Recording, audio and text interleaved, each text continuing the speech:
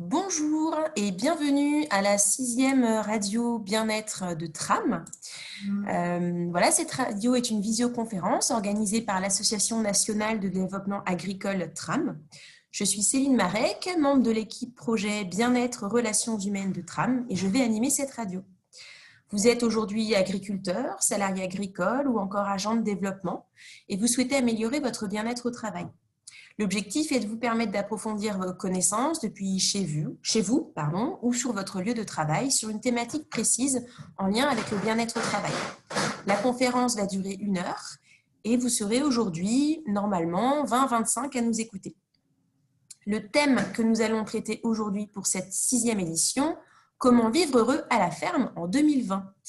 Nous allons donc couvrir notamment « Osons parler de bonheur en agriculture » et être heureux dans l'exercice de son métier, c'est possible.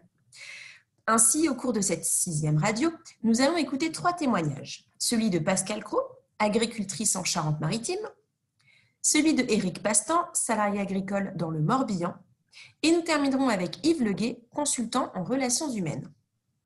Chaque intervenant témoignera une dizaine de minutes, puis nos témoins répondront à vos questions à partir de à peu près 14h, 14h10, pendant une vingtaine de minutes. Nous pouvons recevoir vos questions par mail ou par SMS. Je vais vous mettre les informations, ou Elsa, tu peux peut-être mettre tes informations dans le chat. Donc, en cliquant sur le petit bouton en bas discussion, vous pouvez accéder à un chat et poser vos questions à Elsa Ebrard, une collègue de Tram, qui se chargera de poser les questions pour vous aux intervenants à la fin. Pour avoir une écoute confortable de la radio, nous vous demandons de couper vos micros. Pour les caméras, faites comme vous le souhaitez. Donc, pour couper son micro, tout en bas à gauche, activer, désactiver le son. Vous avez un petit bouton pour assez facilement mettre ou éteindre votre micro. Eh bien, commençons. Pascal, avec toi, tu es agricultrice en Charente-Maritime. Pour toi, c'est quoi vivre heureux à la ferme? Vivre heureuse à la ferme? Bonjour à tous. Est-ce que vous m'entendez bien là? Oui. Le test micro est bon? Parfait. Alors, tu rentres dans le dur comme ça dès le départ. Oui. Donc, pour moi, c'est avoir envie en se levant le matin, de faire sa journée de travail, quel que soit le planning, sachant que tous ceux qui sont agriculteurs ou salariés agricoles savent qu'aucune journée ne se ressemble. Donc, il y a des journées plus appétissantes que d'autres, on va dire. Et voilà, c'est pour moi la question de la motivation. Je me lève le matin, ce n'est pas un pain somme. Je sais que je vais faire des choses plus ou moins agréables, plus ou moins complexes, plus ou moins satisfaisantes, mais j'ai envie de les faire. Et spécifiquement en 2021, après une année éprouvante, est-ce que ça a changé ta manière de voir les choses? Oui, profondément. Sur la ferme, nous avons passé une année 2020 vraiment pénible, au sens peu de pauses au travail, enfin peu de pauses en dehors du travail. Et nous avons terminé l'année 2020 en se disant que ce n'était pas possible que ça continue comme ça en 2021. Donc, comme c'est de tradition de faire des bonnes résolutions en début d'année, nous nous sommes jurés de prendre nos week-ends dorénavant au moins 24 heures d'affilée. Alors, nous en sommes au 3e week-end et à déjà 2 entorses. Donc, mais en se disant, on est heureux de travailler le week-end parce qu'on sera plus à jour le lundi, sauf que c'est le début du circuit infernal. Donc voilà, ça a changé dans le sens où on n'est pas content quand on ne tient pas cet engagement de au moins 24 heures de pause. Et ça nous contrarie, ça nous frustre. Alors qu'auparavant, on se disait, on ne peut pas faire autrement. Voilà, donc on essaie de lever la tête du guidon et de encore mieux s'organiser parce qu'il y a pour moi, au-delà de la motivation, une source de bonheur, personnel en tout cas, ce n'est pas forcément partagé par ceux qui travaillent avec moi, c'est une organisation collective pas parfaite, ça n'existe pas, mais enfin la plus soigneuse et la plus fine possible. Moi, j'ai besoin de ça en tout cas, de me projeter.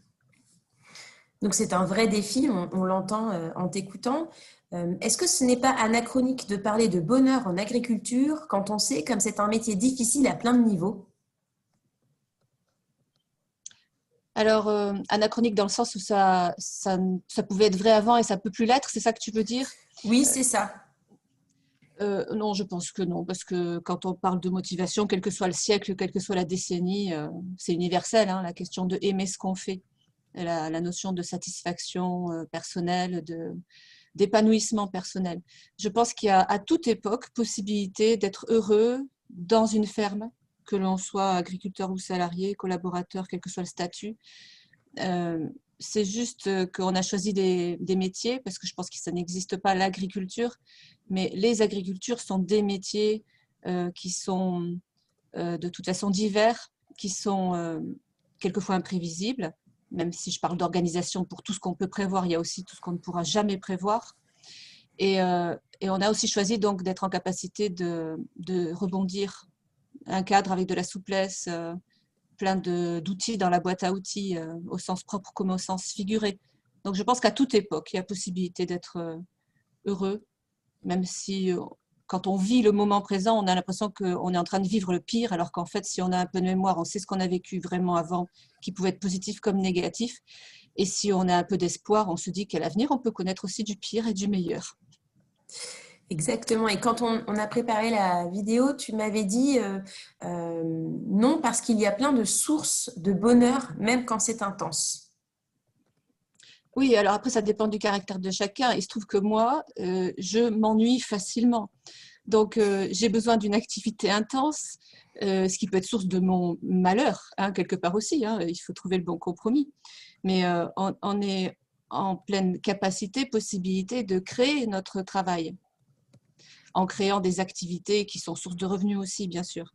Donc, on a la chance, je pense, dans certaines mesures, de pouvoir délaisser ce qu'on aime moins faire. Ça ne veut pas dire le faire faire aux autres dans des conditions pitoyables. Ça veut dire ne plus peut-être prévoir de faire des travaux qui sont insupportables pour tout le monde, ou alors se dire qu'on peut les faire autrement. Enfin, voilà, une capacité à développer notre créativité qui est vraiment très, très puissante. Donc, je pense vraiment que ça n'est ni anachronique, ni impossible, et que même dans les difficultés, on peut trouver des sources de satisfaction d'avoir réussi à surmonter la difficulté. Très bien. Donc, il y a régulièrement des sources de satisfaction dans ton travail, dans l'agriculture à différents niveaux. Quel conseil tu donnerais à un agriculteur pour être heureux dans l'exercice de son métier? La première chose pour moi, c'est d'être au clair sur ce qu'on a envie de faire. Je pense qu'en agriculture, comme dans d'autres métiers, que l'on soit à la barre ou pas, il y a la possibilité d'être là par obligation.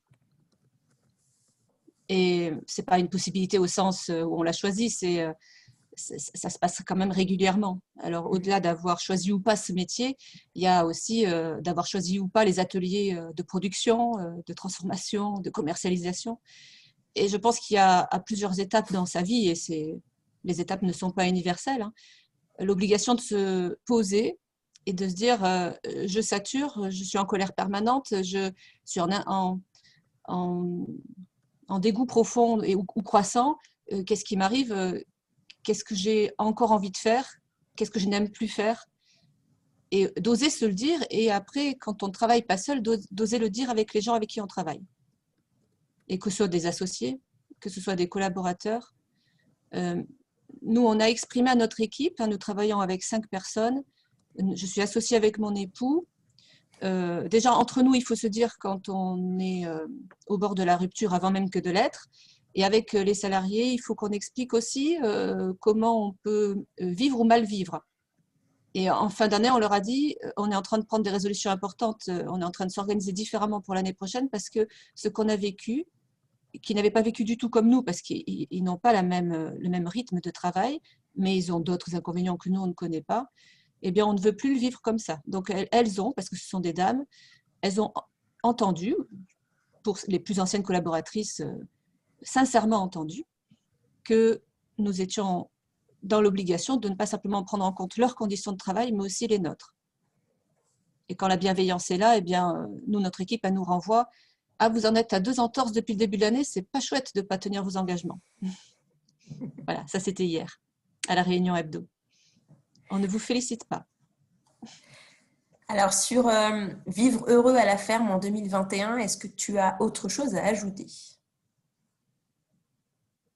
Bien, par rapport au contexte qui s'impose à tout le monde, que ce soit chez nous, dans nos territoires en France, dans le monde entier, je me dis qu'on a quand même la chance en agriculture, pour maintenant comme peut-être pour les mois à venir, on ne sait pas encore comment cette maladie, cette pandémie va se résoudre ou pas. On a quand même la chance de faire un métier essentiel, c'est-à-dire que tout le monde est obligé de manger tous les jours, alors qu'on aime ou qu'on n'aime pas ça. Je considère ça comme une vraie chance et autant tous ceux qui travaillent dans l'alimentaire ne peuvent pas dire ça, et en particulier ceux qui transforment, ceux qui font de leur métier la transformation, les restaurateurs et autres traiteurs. Là, ce sont des clients pour moi aussi, hein, et je vois bien que tous ceux qui travaillent dans l'alimentaire ne sont pas dans cette possibilité de positivité. Mais nous, on est à la production, et si nous, on ne produit pas, il n'y a personne qui peut manger. Donc, on a beaucoup de défis à relever, des façons différentes de voir l'aval, parce que côté production, je ne vois pas beaucoup de difficultés. On n'a pas grand-chose qui a changé. On peut travailler quand même, contrairement à d'autres entreprises. Donc, je pense vraiment que tout ce qu'on peut encore développer pour changer de mode de fonctionnement quand on parle au-delà de la production. Chez nous, on fait de la transformation, de la commercialisation. Là, par contre, on peut être plus empêché ou alors plus débordé, tout simplement.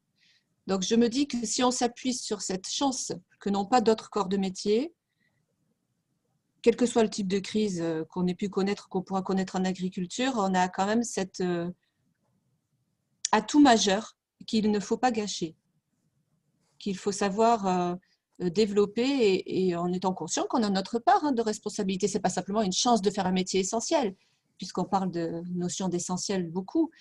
C'est aussi ce qu'on en fait de cela. Et j'ai quand même un témoignage positif qui ne concerne pas l'agriculture, mais la restauration, justement. En fin d'année, nous avons choisi par solidarité, commander notre menu du réveillon du Nouvel An à un de nos clients restaurateurs qui faisait du emporter et qui m'a dit combien ils se sentaient bien parce que grâce à cette pandémie, grâce entre guillemets à leur fermeture imposée, eh bien, ils ont découvert l'action collective dans le milieu de la restauration, en commençant par faire une association d'une vingtaine de restaurateurs d'une commune à côté de chez nous, à Saintes, et en finissant par une structuration plus comment dire, juridiquement conforme pour 4 d'entre eux pour concevoir ces menus de fin d'année. Et il est venu me livrer le dessert qu'ils avaient oublié dans leur livraison quand j'étais allée le chercher, le repas. Eh bien, je ne l'aurais pas vu sans ça. Et il était détendu, confiant. Et je lui dis, c'est extraordinaire parce que vous êtes en train de découvrir ce que nous, on connaît en agriculture depuis toujours. Et il me dit, oui, mais pour nous, c'est très, très nouveau. Et c'est ce qui est en train de nous sauver. À la fois le à emporter et à la fois le à emporter collectivement. Voilà, c'est un message d'espoir aussi pour nous, parce qu'on a Oui, moins de difficultés qu'eux. Et on sait déjà merci ce que c'est que beaucoup. le collectif. Merci Pascal pour ton témoignage. Nous allons maintenant donner la parole à notre invité suivant, Éric Pastan. Donc, tu es salarié agricole dans le Morbihan. Même question que Pascal. Pour toi, c'est quoi vivre heureux à la ferme? Ben, la ferme, c'est savoir pourquoi on travaille, pourquoi on fait ce métier. Et après, il faut également essayer d'éviter les pressions environnantes, l'agribashing. C'est un choix de vie également. Et la première des choses, moi, en agriculture, ce que je défends toujours, c'est qu'il faut aimer nourrir les gens, quoi. Parce que, comme le disait Pascal, sans agriculteur, c'est la base de tout. Comme je dis souvent, on encense un docteur parce qu'il soigne les gens, mais on n'encense jamais un agriculteur alors que la base de la vie, c'est la nourriture, quoi. Et donc, c'est un des premiers points, c'est d'avoir envie d'aimer son prochain, entre guillemets, parce que c'est lui donner à manger, c'est le nourrir et tout ça. Ensuite, l'agriculture, c'est quand même, on parle souvent, même si je suis dans un élevage un peu qu'on classifie souvent d'industriel, c'est quand même, l'agriculture, c'est ce qui rend nos paysages joli, agréable à regarder. Et ça, les gens souvent l'oublient et c'est important, je pense. Et spécifiquement en 2021, après une année éprouvante, est-ce que ça a changé ta manière de voir les choses? Non, pas vraiment. Comme je te l'avais dit, quand tu vis dans une exploitation, entre guillemets, tu es quand même, je ne dis pas que tu es un solitaire, mais tu es tout seul avec tes animaux, tout seul sur ton tracteur. Donc, il faut quand même aimer une certaine forme de solitude. Donc, en 2020, ce qui s'est passé, c'est on s'est un peu plus renfermé sur soi-même parce que il n'y avait plus de personnes qui passaient sur les exploitations, ou beaucoup moins. Donc, on s'est retrouvé un peu plus, encore plus seul. Et ça, des fois, c'était assez dur, quoi. Mais bon, sinon, ce qu'il y a de positif en 2020, c'est que faut voir si ça sera suivi de fait. C'est qu'on a reconnu l'utilité de l'agriculture pour nourrir les gens, parce que on a toutes ces choses-là sont sur nos territoires, mais on a toujours tendance à croire qu'on peut aller le chercher ailleurs. Mais là, il n'y avait plus de commerce, il n'y avait plus rien du tout. Et donc, il a fallu recentrer les choses un petit peu, je pense. Oui, c'est sûr. On espère que ce sera durable, ce retournement un peu des consommateurs vers l'agriculture. Est-ce que c'est pas anachronique de parler de bonheur en agriculture quand on sait comme c'est un métier difficile à plein de niveaux et pas seulement pour les agriculteurs, mais aussi pour les salariés agricoles? Voilà, j'allais faire la différence entre les agriculteurs et les salariés, bon, parce que c'est vrai que souvent on entend parler du problème économique de l'agriculture, et ça c'est une réalité. Hein. J'en parlais pas plus tard que hier avec un de mes patrons. J'ai 2 associés comme patrons. On compare souvent l'agriculture à de l'entreprise normale, mais c'est une erreur. Dans une entreprise normale, il y a la matière première, la valeur ajoutée, et on fait son bénéfice et on crée le prix de vente. En agriculture, on subit tout. On nous impose nos prix d'achat et on nous impose nos prix de vente. Après, au milieu, on se démerde, comme dirait l'autre, même si c'est un gros mot. Donc, en tant que salarié, tous les métiers ont leurs difficultés. Je ne connais pas de salariés qui te disent c'est facile. Aujourd'hui, tout le monde a des galères dans ses emplois. Comme le disait Pascal, les journées ne sont jamais faites pareil. Et c'est ça aussi qui fait le charme. Après, comment dire, il faut accepter les contraintes et les atouts de chacun des métiers. Et pour vivre, comme le disait Pascal également, c'est le matin quand tu travailles, il faut que tu aies envie d'aller au travail. C'est ça, exactement.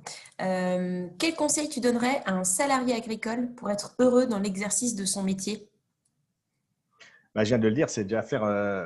Moi, personnellement, dans l'agriculture, j'ai fait plusieurs métiers.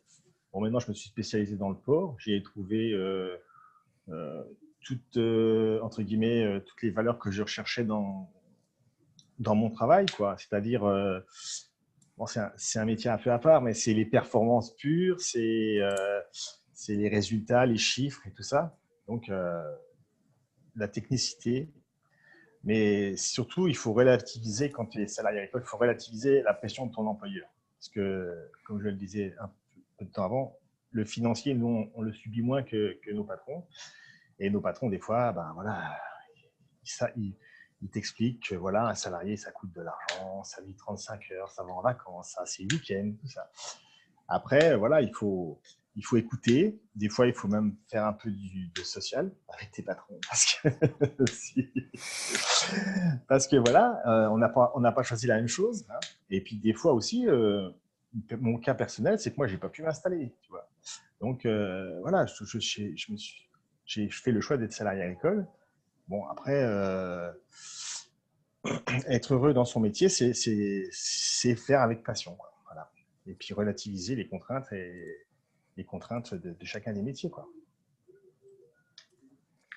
Est-ce que tu as autre chose à ajouter sur vivre heureux à la ferme en 2021, Eric?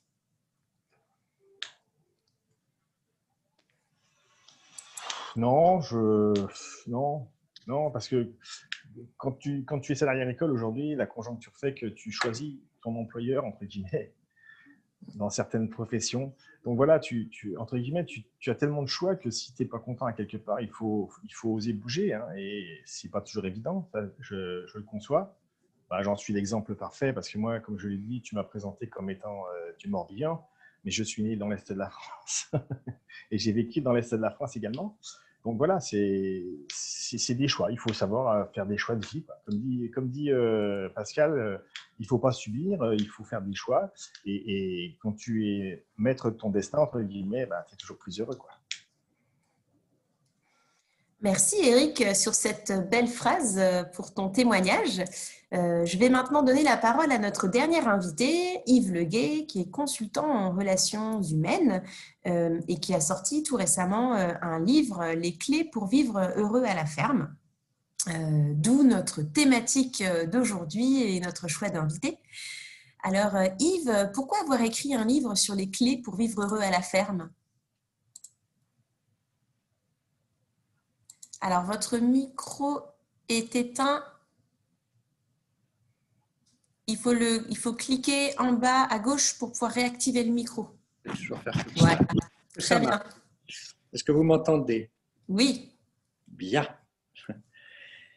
Ben écoutez, pourquoi avoir écrit ce livre? Moi, je suis sensible, bien que je ne sois pas agriculteur, je suis sensible au fait que trop d'agriculteurs semblent frappés de malédiction.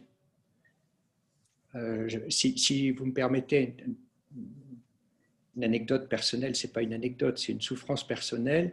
J'ai accompagné pendant plusieurs années un agriculteur qui avait le village à côté de chez moi, que j'ai connu depuis très longtemps, et il était aux prises avec mille difficultés.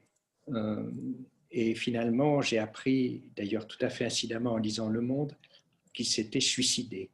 Et j'ai été bouleversé par cet épisode et je me suis dit, c'est pas possible, les agriculteurs ne peuvent pas rester dans ce marasme, la pression économique, la faiblesse des revenus pour beaucoup d'entre eux, des faillites, le nombre d'agriculteurs en difficulté, et puis une baisse ininterrompue du nombre d'agriculteurs. Enfin, travailler dans un milieu qui perd chaque année des centaines, des milliers des siens, c'est assez décourageant. Et puis, bon, il y a maintenant pas mal de critiques d'un certain nombre d'éléments de la société, des interrogations sur l'orientation du système de production. Bon, on reproche mille choses à l'agriculture, des choses qui sont réelles, qui sont fondées, et d'autres qui sont fantasmées. Et donc, j'observe de la colère, du désespoir, et je me suis dit, il faut rechercher des perspectives, il faut donner aux agriculteurs des perspectives. Comment dire, il y en a, j'en ai interviewé, c'est ça qui m'a donné de l'espoir, j'en ai interviewé il y a quelques années. Il y a des agriculteurs qui sont heureux et qui le disent et qui montrent des voies. Et je me dis, ceux-là, eh ben, il faut peut-être qu'on les entende davantage. Ce qui me frappe, c'est que ceux qui sont heureux disent qu'ils ont du sens, que leur métier a du sens. C'est d'ailleurs ce qu'on vient d'entendre dans le témoignage, dans les deux témoignages qui m'ont précédé. Notre métier a du sens. Alors, ce sens, chacun le met où il le trouve. Mais bon, on a dit tout à l'heure, nourrir la population, nourrir la société, voilà, ça donne du sens. On a éventuellement on a parlé aussi du paysage, entretenir le paysage, ça donne du sens aussi. Il faut donc que ce métier d'agriculteur ait du sens et que les agriculteurs retrouvent la fierté de leur métier. Non pas la honte de polluer, d'intoxiquer, de je ne sais quoi d'autre encore, mais la fierté d'un métier qui mérite. C'est pas une fierté factice, c'est une fierté qui est fondée d'abord sur une histoire Et puis ensuite, sur une réalité d'aujourd'hui, la beauté du travail d'agriculteur, malgré ses défauts, eh bien, ils ont, je crois, raison d'en être fiers. Et c'est cette fierté que je voudrais les aider à retrouver. Voilà. Et il est nécessaire d'offrir des perspectives aux agriculteurs installés, mais aussi et peut-être surtout aux jeunes et à ceux qui portent un projet d'installation. Très bien. Selon vous, peut-on parler de bonheur en agriculture en 2021? Ah ben diable oui. Oui, on peut en parler, même si comme j'ai dit tout à l'heure, il y a beaucoup de souffrance en agriculture. Oui, on peut être heureux comme agriculteur associé, comme salarié agricole. Oui, on peut être. C'est pas une provocation de parler de bonheur en agriculture. C'est pas du marketing, c'est quelque chose qui me tient à cœur très profondément. Bon, comme je l'ai dit tout à l'heure, j'ai été amené à interviewer des agriculteurs associés ou non associés avec mes amis de la plateforme AgriLearn, et donc j'en ai vu qui sont heureux. Et il me semble que l'agriculture n'attire pas que des rêveurs éthérés, elle n'attire pas que des gens qui sont en quête d'une vie fantasmée, elle attire aussi des gens qui ont un réel projet solide et qui savent ce qu'ils veulent. Et donc, il me semble, quand on sait ce qu'on veut, et qu'on met en œuvre une stratégie pour l'atteindre, eh bien, on peut y trouver de la satisfaction, on peut y trouver du sens à sa vie et on peut être heureux. Pour moi, le bonheur, ça ne se réduit pas à la quête du bien-être.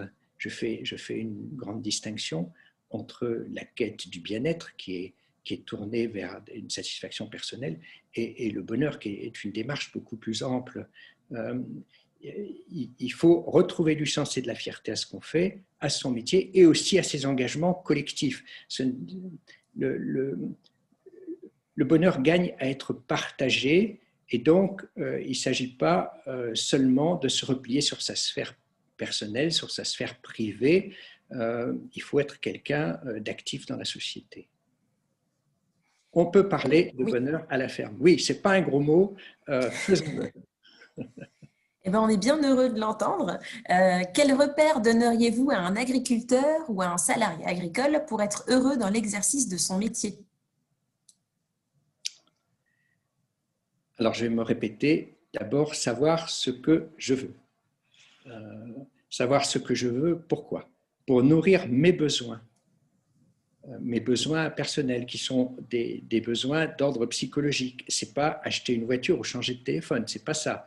C'est mes besoins de sécurité, d'une part, et aussi, bien sûr, d'épanouissement, d'appartenance. De quoi ai-je besoin pour vivre, pour me sentir bien, et qu'est-ce que je vais mettre en œuvre pour ça, satisfaire mes besoins et donner du sens à ma vie, savoir ce que je veux vraiment. Et ça, c'est un problème, je crois, pour pas mal de jeunes qui sont issus de familles agricoles, qui subissent la pression familiale et qui ne voient pas d'autre issue à leur vie que de s'installer en agriculture sans avoir, me semble-t-il, suffisamment choisi ce métier, sans avoir réfléchi, sans avoir pesé l'intérêt et ce qu'ils en attendent vraiment. Se couler dans le moule que les parents, que la famille, que le milieu nous ont donné, ça n'est pas suffisant pour savoir ce qu'on veut. Alors ça, c'était la première chose, savoir ce que je veux. La deuxième chose, la deuxième piste, je ne vais pas parler de conseil parce que je n'aime pas bien ce mot de conseil. La deuxième piste, ce serait, ce que j'indique, ce serait de cheminer vers l'autonomie. Alors, je ne confonds pas autonomie et indépendance. L'indépendance, c'est s'affirmer face aux autres et d'une certaine façon, prendre de la distance à l'égard d'autrui. L'autonomie, c'est pas ça. L'autonomie, c'est d'abord avoir conscience de soi relié au monde, conscience de soi affranchie des modes, dans la valorisation de son potentiel intellectuel et physique et émotionnel, son potentiel intellectuel, physique et émotionnel.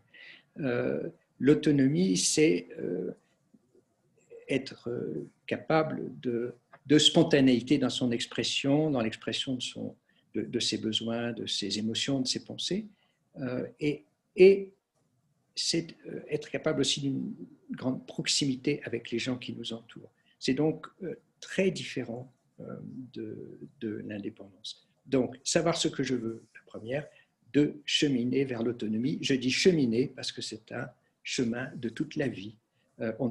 Personne ne peut dire « moi, ça y est, j'y suis arrivé, je suis autonome ». Non, je suis en chemin vers cette autonomie, conscience de soi, spontanéité, proximité. Troisième voie,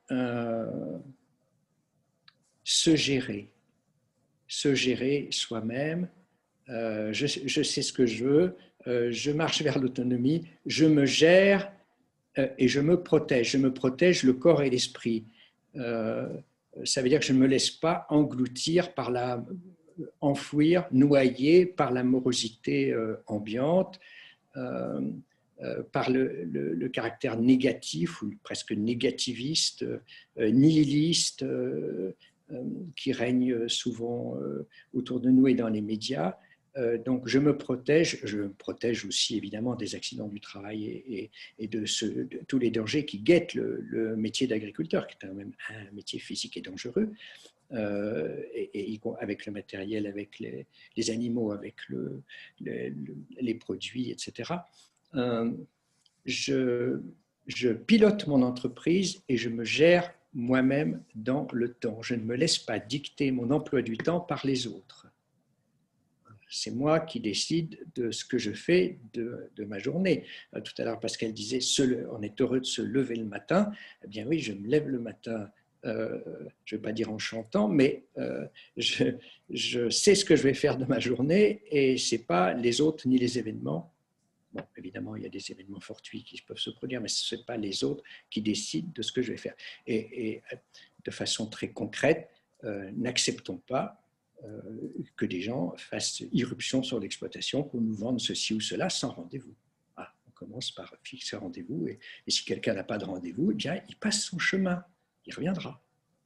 Et encore, ou il ne reviendra pas. Ma mère avait une façon assez habile de dérouter les importuns. Quand on lui demandait où était mon père, qui était agriculteur, elle faisait un grand geste de 360 degrés, elle disait « il est par là ». Voilà. Donc, se gérer, se protéger, piloter son entreprise. Et puis, éviter de gaspiller de l'énergie dans des causes perdues, dans des combats qui sont perdus d'avance. Ça ne sert à rien de s'énerver et de gaspiller son énergie sur des choses dont l'issue ne dépend pas de nous. En revanche, choisissons nos combats. Voilà, il appartient à chacun d'apporter sa pierre, ça a été dit bien mieux que moi par des auteurs. Choisissons nos combats pour apporter notre pierre, changer ce qui est à ma portée, sans m'isoler et sans me résigner. Me résigner, jamais. Jamais face à la misère du monde, face aux injustices, face aux inégalités, face à tout ce qui... aux injustices en tous les cas qui nous assaillent à travers la télé, qui nous assaillent dans notre vie quotidienne et en particulier celle des agriculteurs. Se résigner, jamais. Merci Yves.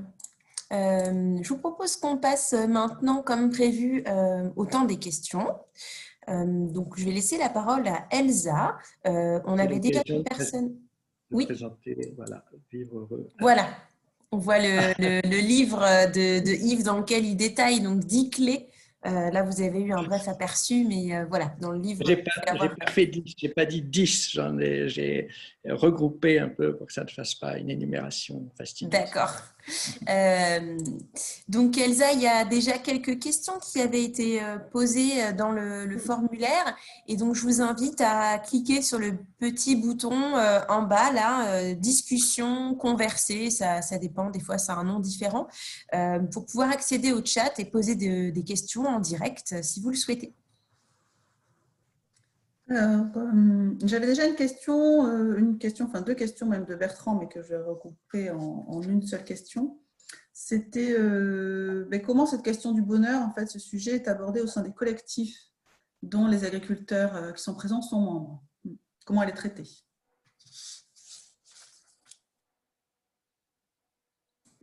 Alors peut-être Pascal et puis après Yves.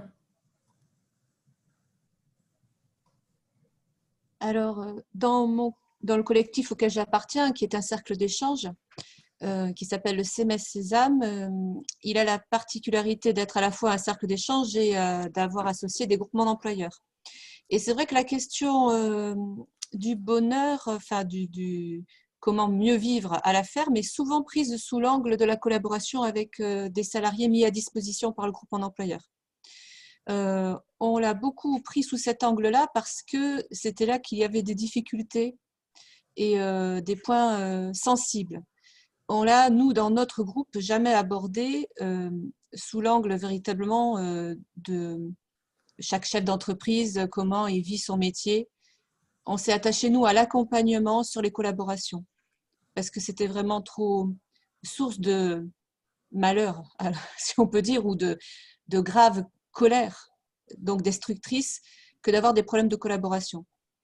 Et ça nous fait prendre ça sous l'angle totalement objectif de la tierce partie, qui est le groupement d'employeurs, parce que le mal-être de l'un est forcément à comprendre avec le mal-être ou le bien-être de l'autre. Et donc, ça nous encourage à être des médiateurs dans cette relation au quotidien, dans cette déception régulière des agriculteurs qui ne trouvent pas salariés à leurs pieds. Je plaisante évidemment. C'est en référence, on est dans le monde de la viticulture chez moi, donc il y a beaucoup de pratiques managériales douteuses. Donc quand je dis, c'est une analogie avec chaussure à son pied, évidemment c'est de l'humour noir de ma part, parce qu'il y a quand même une culture du piétinement, une culture de la hiérarchie, de la domination. Je fais faire ce que je n'aime pas faire, c'est un peu ce que j'abordais tout à l'heure. Donc voilà, vraiment c'est sous cet angle, comment être mieux parce qu'on a construit des collaborations plus saines et qui permettent d'être plus durables. Et donc, d'arrêter de penser qu'on fait tout seul sur une ferme quand on est agriculteur ou agricultrice et de pouvoir s'appuyer sur les autres. Voilà, en toute autonomie.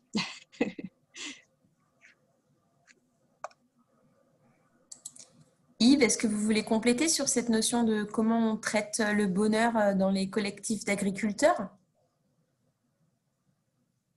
Oui, si on se trouve dans un groupe qui broie du noir, on risque d'être entraîné dans la désolation. Et ça, je crois que c'est désastreux. Si on est dans un groupe qui broie du noir, il faut, je crois, se défendre, les inviter. Ça, c'est se protéger. Les inviter à voir ce qu'il y a de positif. Et si on n'y arrive pas, je crois qu'il ne faut plus y aller parce qu'on risque d'être... c'est plus facile à dire qu'à faire, hein. Mais je crois qu'il faut éviter de se laisser engloutir par la morosité ambiante. Voilà. Exposer ses problèmes, c'est juste. Voir avec les autres comment on peut faire pour les résoudre, oui, ça c'est juste, en effet. Regarder ce qui est en notre pouvoir, mais ce qui n'est pas en notre pouvoir, on ne va pas passer des heures à se lamenter sur une situation à laquelle on ne peut rien. Très bien, merci. Elsa, une autre question? Ouais, juste peut-être pour compléter, au niveau de Nouvelle-Aquitaine, je sais que la Fédération régionale, ils ont travaillé là-dessus pendant plusieurs années. Et comment ils ont traité ça en collectif? Ils ont fait des formations à la PNL, le FT, etc. Donc ça leur a permis d'être bien effectivement, pour eux, et également de le partager en collectif, comme disait Yves, il y a une différence entre le bien-être et le bonheur qu'on peut partager. Et là, pour le coup, ils se réassuraient les uns et les autres, et c'était bien, c'était beau à voir, quoi. Du coup, par rapport aux autres questions, je vais peut-être poser celle de Cécile. Alors, c'est une conseillère, c'était pas vraiment une question, mais elle était en attente parce qu'elle utilise, elle, avec pudeur, le mot vivable ou confortable quand elle fait des formations. Et j'ai cru comprendre dans ce qu'elle disait qu'elle n'osait pas encore parler de bonheur.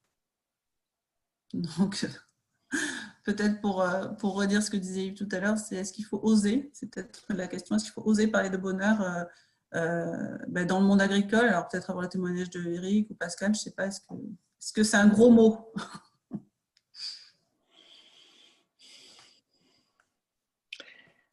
Non, je ne pense pas que ce soit voilà, vas-y. Et comme disait Yves il y a 2 minutes, et comme le Pascal et Céline le savent, on a eu un coach une fois à Tram dans une. Il faut toujours, si on prend le positif de chaque chose, on va vers l'avant, et si on prend le négatif, eh ben on s'enfonce et on va de plus en plus vers la négation, quoi. Donc non, je pense que c'est peut-être ça aussi que beaucoup de gens n'osent pas faire, c'est voir ce qui est bien et ce qui est pas bien, quoi. Et entre guillemets laisser le pas bien derrière et regarder que du côté du bien, quoi. Le verre à moitié vide ou à moitié plein. Si on le voit toujours plein, il y a toujours la même quantité, mais pourtant il est moitié vide.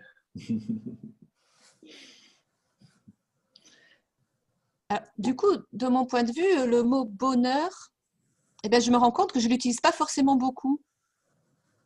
Alors, on me renvoie des impressions que je suis heureuse, mais je ne formule pas forcément, peut-être par pudeur, je ne sais pas, mais je ne me dis pas le matin, je vais cultiver mon bonheur. C'est vrai, c'est pas forcément un mot que j'utilise, et même dans la relation, dans l'importance de la relation de collaboration dont je parlais tout à l'heure, c'est vrai qu'on n'a jamais pris ça, nous, dans notre groupe, sous l'angle soyez heureux avec vos salariés. C'était effectivement, est-ce qu'il y a une pudeur, c'est pas un gros mot, ça c'est sûr, mais je pense qu'il y a quand même peut-être une difficulté collective particulière à dire je fais ça parce que ça me rend heureux.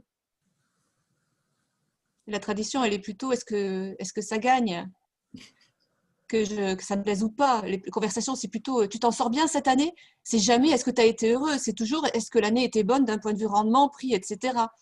Donc on ne se demande jamais de ces nouvelles sous l'angle est-ce que tu as été heureux ou est-ce que qu'est-ce que tu fais pour l'être.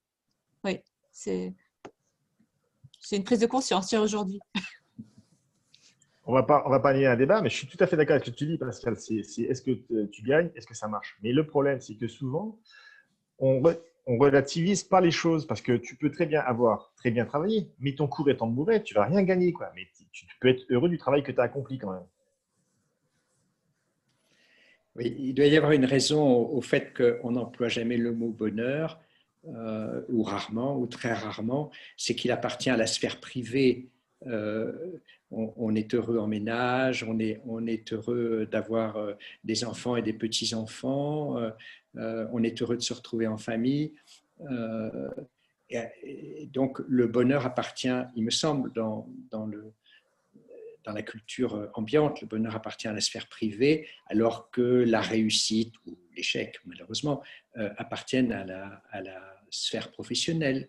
Voilà. Mais on peut être heureux de réussir, et ce serait pas mal de pouvoir se le dire de temps en temps.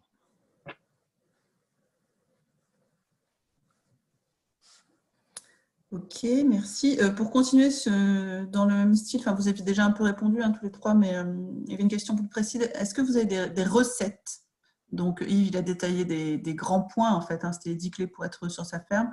Mais là, peut-être plus des outils ou des trucs et astuces pour égayer le quotidien sur nos fermes. Voilà. Avez-vous des recettes, des trucs et astuces? Et alors, en agriculture, on est avide de recettes. Il n'y a pas que dans la cuisine qu'on fait des recettes. Les agriculteurs adorent les recettes.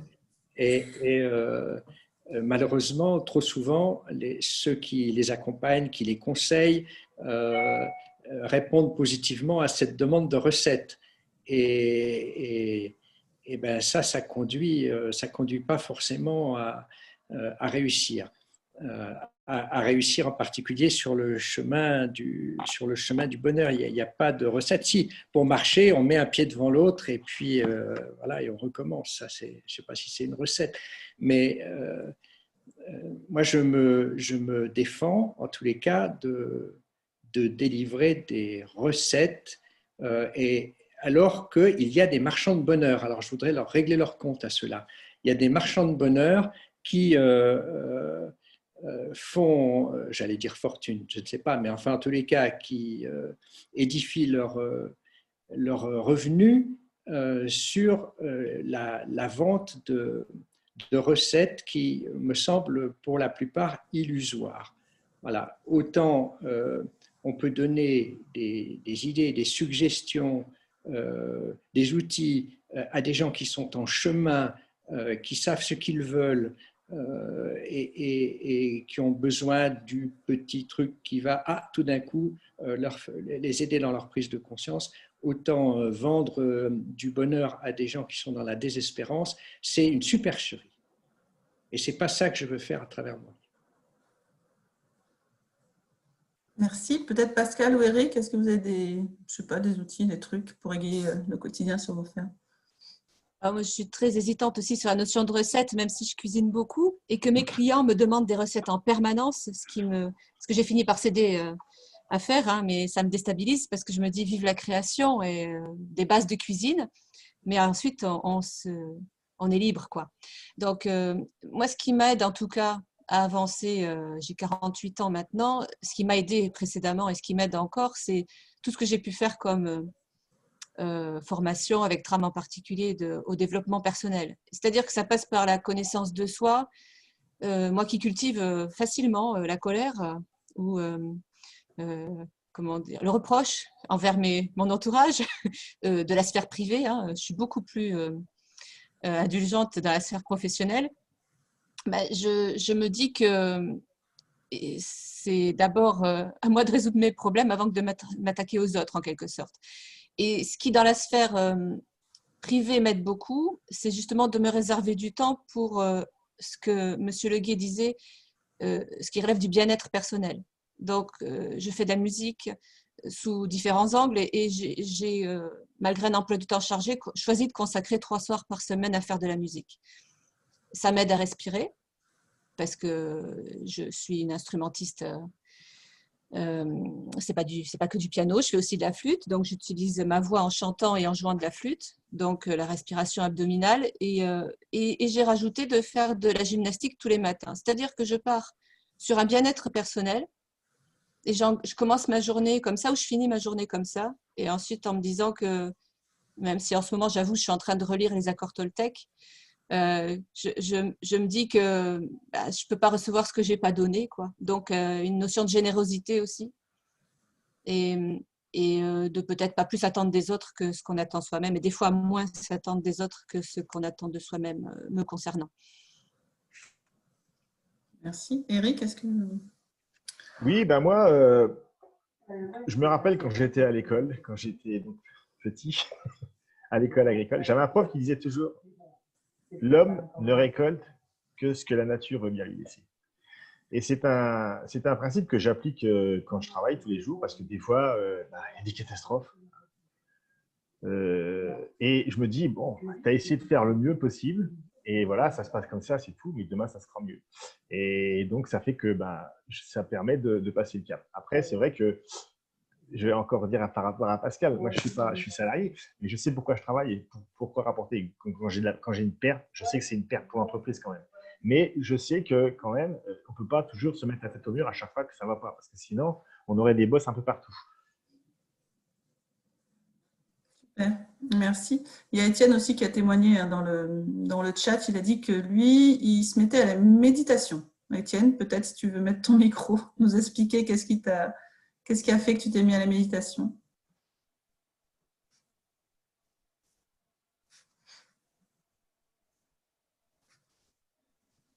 Moi, en fait, je fais que de commencer. Hein. Je fais que de commencer. Alors moi, enfin, je sais pas. Enfin, le bonheur, c'est quelque chose de très. c'est quelque chose qui me dépasse un peu. Moi, je pense que, enfin, moi, je le vis à travers la prise de conscience de l'instant présent. Je ne crois pas au bonheur continuel. Je pense que la vie s'est fait d'épreuves. À la rigueur, même les instants négatifs, ça nous aide. Ça peut être un élément de bonheur, puisque si on sait le dépasser, ça peut nous aider. Et en fait, le bonheur, pour moi, c'est plus d'avancer, prendre conscience de soi. Et pour ça, il faut alors moi, ce qui m'a aidé, c'est d'installer l'ennui. Parce qu'elle a dit qu'elle n'aime pas s'ennuyer. Moi, j'étais en suractivité. Donc là, effectivement, j'ai lâché beaucoup de choses. Et le fait d'installer l'ennui m'a permis, en fait, de me reconnecter avec moi-même. Alors, je ne sais pas si ça me met en contact avec le bonheur, mais la prise de conscience de soi, c'est quand même quelque chose d'important. Et je trouve que...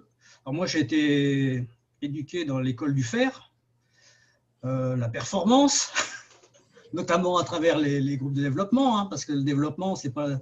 Enfin, on parle maintenant, on est un peu plus ouvert, on parle de développement personnel, mais longtemps, ça a été le développement de la performance, la triple performance.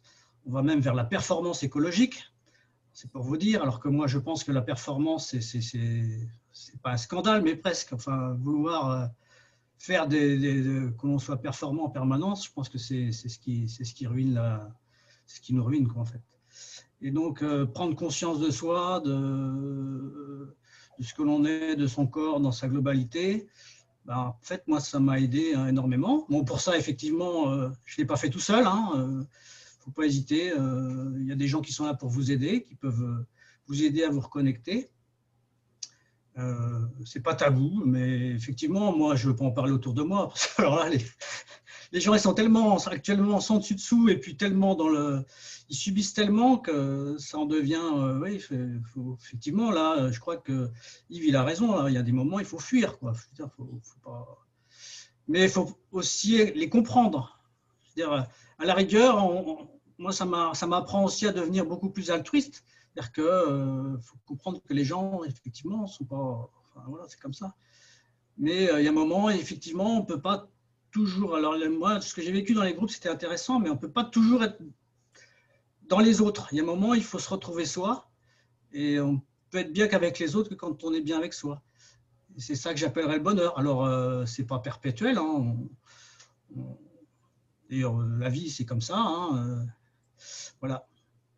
Et il y avait une très belle chanson. Alors moi, j'écoute bien la musique. Je me remets à écouter du Alain Souchon où il chante une chanson où il dit la vie ne vaut rien, mais rien ne vaut la vie. Et je crois que c'est ça. Il faut accepter tout ça. Et puis, quand on intègre ça, ben, effectivement, on prend les choses comme elles viennent. Et puis, ben, on va mieux. Voilà. Super. Merci, Étienne, pour ton témoignage. J'ai aussi Bertrand qui nous a témoigné quelque chose. Il nous fait part de cette truc d'animateur quand il était encore en activité. Il nous dit, Bertrand, que lors des formations au sein des groupes, on peut proposer à chacun de nous raconter à partir d'une photo un point dont il est particulièrement fier de son exploitation, qu'il aurait aimé nous montrer si nous avions visité son exploitation. Voilà, c'est quelque chose qu'on peut proposer en tant qu'animateur dans les groupes. Je voudrais... Marek, nous arrivons à la fin de nos questions. Ah, je n'en ai pas d'autres. Je voulais dire quelque chose, je n'ai plus le droit. Allez. Si, allez-y. Oui. Bon, le bonheur n'est pas continuel, j'ai entendu ça et ça me semble très juste. Hein. Le bonheur n'est pas continuel, mais c'est une marche.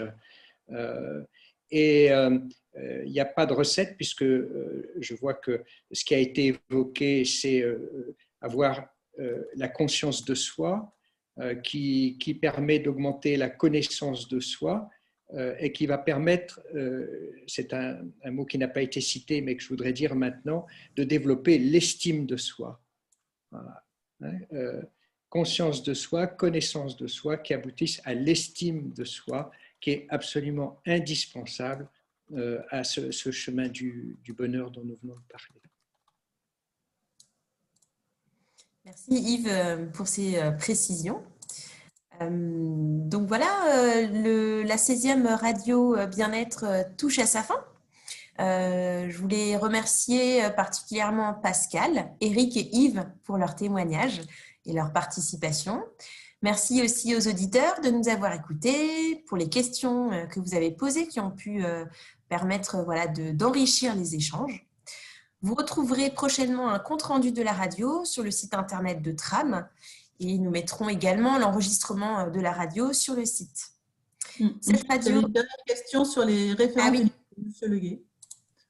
Donc, c'était 10 clés. C'est quoi le titre exact? Les références du livre, 10 clés pour vivre. Alors, le pour n'existe pas. 10 clés, vivre heureux à la ferme et ailleurs, aux éditions France Agricole. Quand on va sur le site, alors on peut le commander chez son libraire, bien sûr, mais si on habite loin d'une librairie, on peut le commander sur le site de la France Agricole. On va sur le site, on tape 10 clés et il y a, c'est une collection, tous les 10 clés s'affichent et le mien apparaît. Son libraire, hein. On évite Amazon. Ah oui. Amazon, malheureusement, est très attractif parce qu'ils ne font pas payer le déplacement. Oui. Voilà. C'est leur force. Mais il faut aller chez le libraire et ça coûtera le même prix. Voilà. Pas plus cher. Une bonne action. Exactement. Et merci pour ces précisions. Cette radio a été réalisée avec l'appui de Elsa Ebrard, que vous avez entendu, Muriel Astier, qui est restée dans l'ombre aujourd'hui, et Pauline Mendes, qui sont des membres de l'équipe Bien-être et Relations humaines de Tram. Nous vous souhaitons une bonne après-midi et vous disons à bientôt pour la prochaine Radio Bien-être.